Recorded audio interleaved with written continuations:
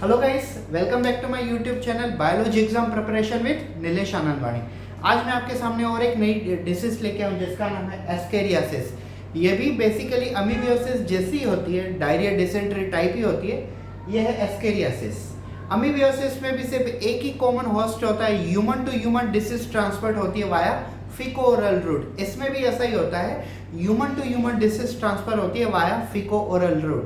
Differences ये है, amoebiosis was caused due to the parasite. It was called entamoeba histolytica, commonly called amoeba.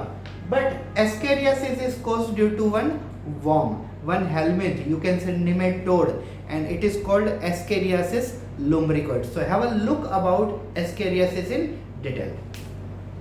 So सबसे पहले हम escheriasis के बारे में इंट्रोडक्शन देखेंगे।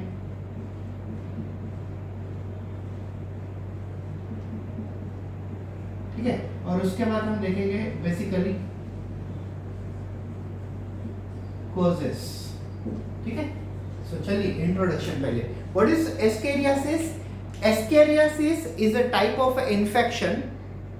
Ascariasis is a type of intestinal infection caused due to one worm or caused due to helminth, or you can say caused due to the nematode. Escheriasis is caused due to the roundworm, and the name of this roundworm that we will look in the causes. तो हम causes basically देखते हैं। Escheriasis is caused by roundworm, and the name of roundworm is Escheriasis lumbricoides.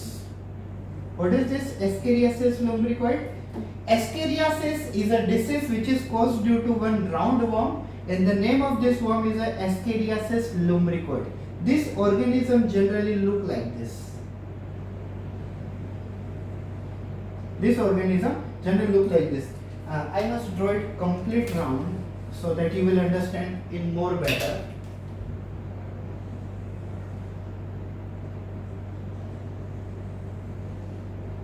Yes. So now just describe the zoological features about this roundworm. जैसे हम कोई bacteria का description देते हैं तो बैक्टीरियोलॉजिकल डिस्क्रिप्शन देते हैं, वायरस के बारे में वायरोलॉजिकल डिस्क्रिप्शन देते हैं, वैसे ही ये बेसिकली वर्म है, और वर्म को हम जियोलॉजिकल में स्टडी करते हैं तो हम बेसिकली इसका जियोलॉजिकल डिस्क्रिप्शन देंगे। So what is this roundworm? This roundworm is ascariasis lumbricoid. Okay, it is elongated, tapering at both side. It is elongated and tapering at both the side, from the head as well as from the base, from the mouth as well as anus. It is mouth of this organism, and here it is anus of this organism. This organism is showing you can say complete digestive system. अभी complete digestive system और incomplete में क्या फर्क होता है पहले ये समझ लीजिए।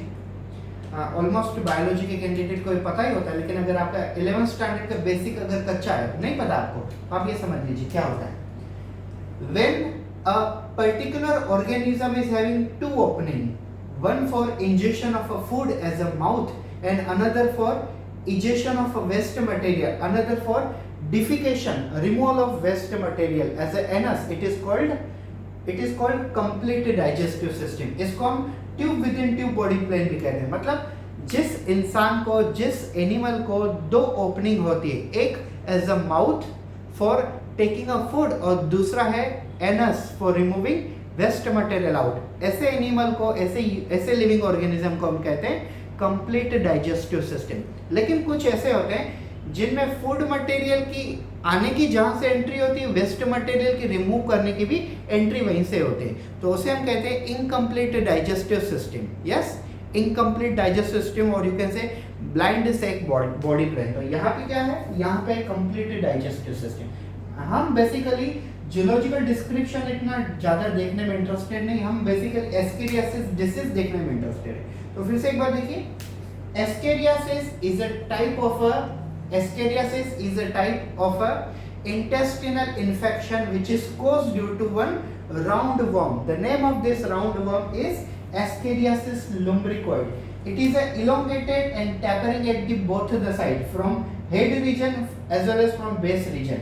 It is showing complete digestive system just because it is having two openings. One opening is considered as a mouth and another opening is considered as a anus. Okay, now coming towards very important things, we must go in detail. Just like a third point I wanted to tell you, life cycle. So this is life cycle I already drawn. For your kind information, just imagine one person is already suffering from ascariasis. Before life cycle, I would like to tell you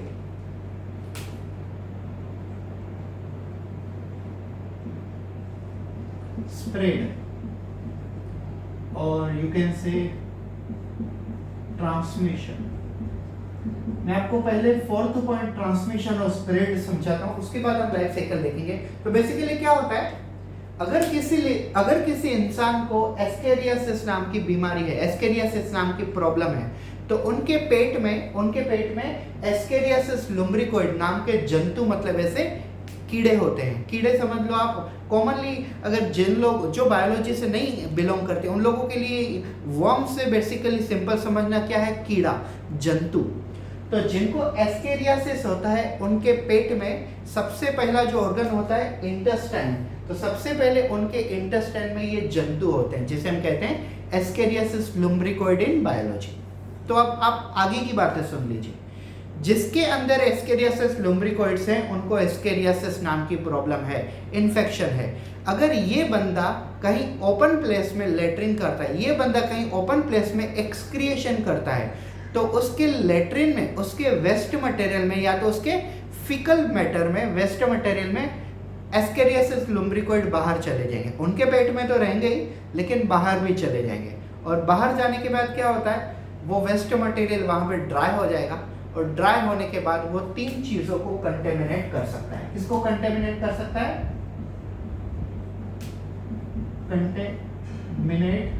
contaminate water, food,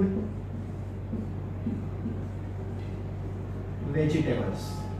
ठीक है, तो आप समझ रहे हो. देखो, जैसे ही organism वो बाहर जाएगा, ड्राई हो जाएगा, और ड्राई होने के बाद अगर वो फूड पे बैठता है तो फूड को खराब कर देगा. पानी में बैठता है तो पानी को खराब कर देगा, और वेजिटेबल के ऊपर बैठता है तो वेजिटेबल को खराब कर देगा.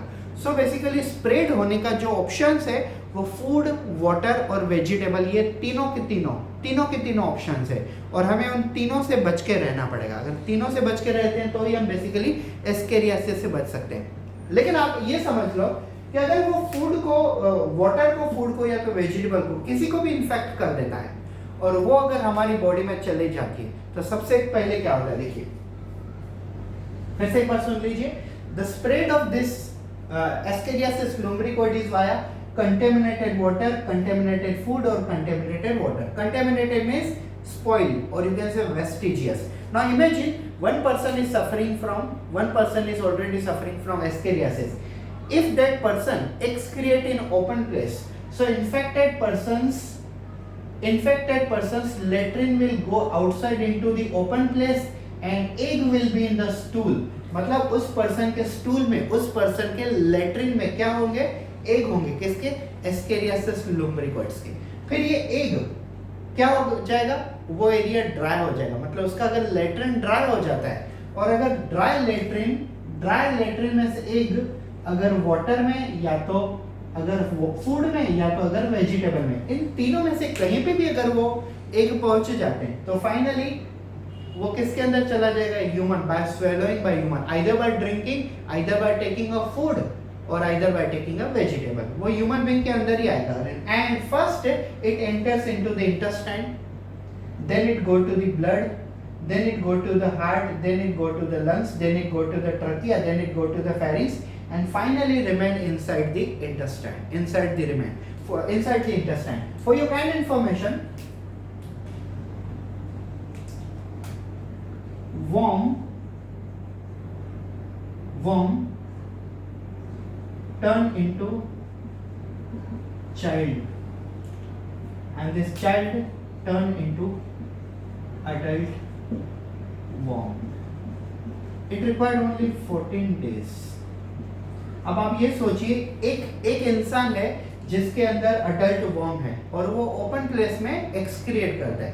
जैसे ही वो ओपन प्लेस में एक्सक्रिएट करता है तो उसके बाद क्या होगा, ये वर्म जो है वो चाइल्ड बन जाएंगे, मतलब चाइल्ड एस्केरियासिस लुम्ब्रिकोइड बन जाएंगे. और वो चाइल्ड एस्केरियासिस लुम्ब्रिकोइड जो दूसरे हेल्दी इंसान के अंदर चला जाएगा तो 14 डेज के अंदर वो भी वर्म में कन्वर्ट हो जाता है. और मैं आप लोगों के लिए बता दूं, 2 लाख एग पर डे.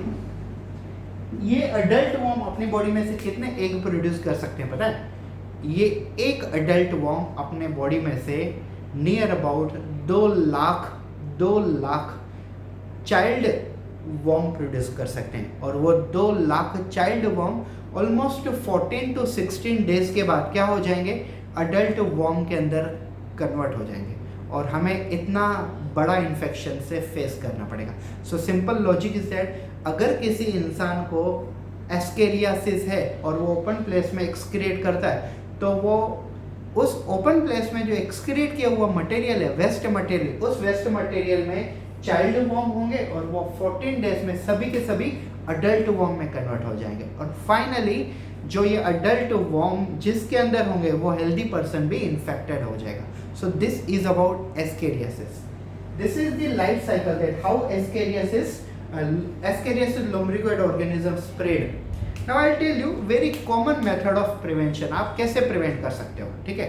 तो prevention is better than cure, everyone knows. तो इसे हम कैसे प्रिवेंट कर सकते हैं? सिंपल सी टास्क है हमारे पास. This organism is infecting water, food and vegetable. So we have to avoid all these things. First important prevention is same like amoebiasis, such as avoid open excretion. Always use a proper toilets, bathroom for such kind of activity. Yes, ऐसी activity के लिए proper toilet bathroom का use किया कीजिए. और open place में excrete नहीं करोगे तो इन्फेक्शन होगा ही नहीं. उसके बाद आप नॉर्मली बाथरूम टॉयलेट का यूज़ करते हो, लेकिन अगर आप जो खाना खा रहे हो, पानी पी रहे हो या तो वेजिटेबल खा रहे हो, उसके अंदर वो एस्केरियासिस लुम्ब्रिकोइड हुए तो आपको तो उनको भी प्रोटेक्ट करना है ना. So you must filter the water, you must pure the water, you must boil the water, and if you can chlorinate it then it is almost all better. Yes, so best option for cleaning water, filtering water, puring water and you can say warming the water, hotting the water. Then you must have a warm food material. You should avoid the spoiled food material. You must have a warm food material. And finally you must clean the vegetable and fruit, outer covering of vegetable and fruit from you can say if you rub the vegetable outer surface many times through the normal water also, still you can avoid Ascariasis lumbricoid infection into the your body via vegetable food and water, etc, etc. These are the options. Now what are the options to treat it? Sorry, treatment से पहले हम sign and symptom देख लेते हैं. सबसे पहला sign and symptom है abdominal discomfort. Second sign and symptom, you can found live worm inside the stool. अगर आप स्टूल की एग्जामिनेशन करो, लैब डायग्नोसिस एस्केरियासिस का एक ही होता है जनरली, स्टूल एग्जामिनेशन. अगर आप स्टूल का सैंपल माइक्रोस्कोप में देखो तो आपको डायरेक्टली लाइव वर्म्स ऐसे घूमते हुए दिखेंगे. कौन से worm? Ascariasis lumbricoid. So this is the reality. You will find abdominal discomfort, live worms will be there in the stool. Third, you may have lots of dehydration, removal of water, removal of mineral. Your body will become a shrink and you will feel very dryness in your body. So dehydration is common. And dehydration is simply called as a diarrhea, dysentery. So this is also common. Sometimes blood also come due to the heavy attack of worm in our intestine. So blood can also come. You may have some infection in the trachea and lungs also, because in this trachea is also being infected. So chances are also there. Now what is a treatment? There are three famous basically antibiotics are there. Put. can say medicine against Escherichia lumbricoids। मैं यहाँ पे जो भी medicine लिख रहा हूँ, this medicine is not for the common person, not common, I mean to say मैं यहाँ पे एजुकेशन पर्पस से लिए लिख रहा हूँ। जो बुक्स में बेसिकली या तो इंटरनेट में जो मेडिसिन दी होती है मैं वो लिख रहा हूँ। अगर किसी को एस्केरियासिस है तो उनको डॉक्टर के पास ही जाना चाहिए, क्योंकि डॉक्टर उनकी हेवियरिटी, सीवियरिटी, हिस्ट्री सब चेक करेंगे, उसके बाद ही उनको मेडिसिन, उनका डोज, कंपनसेशन, वो सब वो डॉक्टर बाद में डिसाइड करेंगे। मैं जो टेक्स्ट बुक में दिया होता है वो मटेरियल मैं आपको दे रहा हूँ, ठीक है। सो यू कैन से parental is best against ascariasis lumbricoid। You can say albendazole,